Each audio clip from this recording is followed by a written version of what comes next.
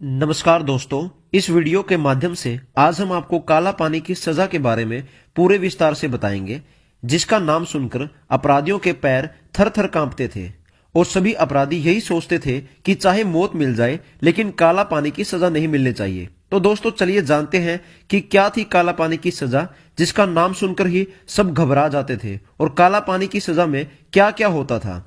दोस्तों, भारत की आजादी से पहले अंग्रेजों के द्वारा भारतीयों को दी जाने वाली काला पानी की यह सजा बहुत ही निर्दयी तरीके से दी जाने वाली सजा मानी जाती थी। जब हमारा देश भारत गुलाम था, तब फांसी की सजा के अलावा एक यही सजा थी जो बहुत ही भयंकर मानी जाती थी। इस सजा को काट पाना लोगों के लिए मौत से भी खतरनाक था। काला पानी अंडमान और निकोबार द्वीप समूह में बनी हुई सेलुलर जेल को कहा जाता है। इस जेल को अंडमान और निकोबार में अंग्रेजों के द्वारा बनाया गया था, ताकि वो इस जेल में हमारे देश की स्वतंत्रता के लिए लड़ने वाले स्वतंत्रता सेनानियों को रख सके, क्योंकि 1857 की क्रांति के बाद भारतीयों के मन में क्रांति की आग जलने लगी थी और इस क्रांति के बाद ऐसे बहुत सारे लोग सामने आने लगे थे जो भारत देश की आजादी के लिए अपनी जान तक न्योछावर करने के लिए तैयार रहते थे।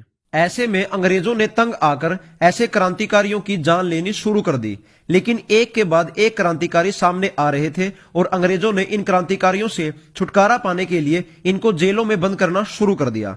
और जब इतने सारे क्रांतिकारी काबू में नहीं आए तो अंग्रेजों ने अंडमान और निकोबार में सन 1896 में एक बहुत बड़ी जेल का निर्माण किया। इस जेल का निर्माण कार्य 1906 में खत्म हुआ और इसका नाम सेलुलर जेल रखा गया, क्योंकि इसमें हर कैदी के लिए अलग अलग सेल मौजूद थी, क्योंकि अंग्रेज ये नहीं चाहते थे कि एक कैदी दूसरे कैदी से कोई भी बात कर पाए, ताकि वो आजाद होने का प्लान न बना पाए। और इस जेल को आम जगहों से बहुत दूर पानी के बीचों बीच बनाया गया था, जिसकी वजह से कोई भी कैदी इस जेल से भागकर नहीं जा पाता था। अगर बात करें इस जेल में दी जाने वाली पीड़ाओं की, तो उनकी तो कोई सीमा ही नहीं थी। इस जेल में सभी कैदियों को लोहे की भारी भारी जंजीरों से बांधकर रखा जाता था और उनसे कोहलू पर तेल पिलवाया जाता था।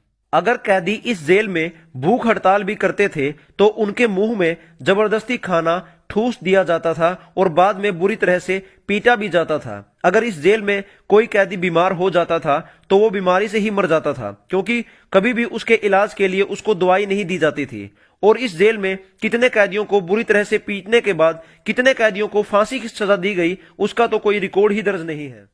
इस जेल में दी जाने वाली यातनाओं ने लोगों के मन में दहशत पैदा कर दी थी। कुछ लोग तो इस जेल में दी जाने वाली यातनाओं के डर से आत्महत्या कर लेते थे।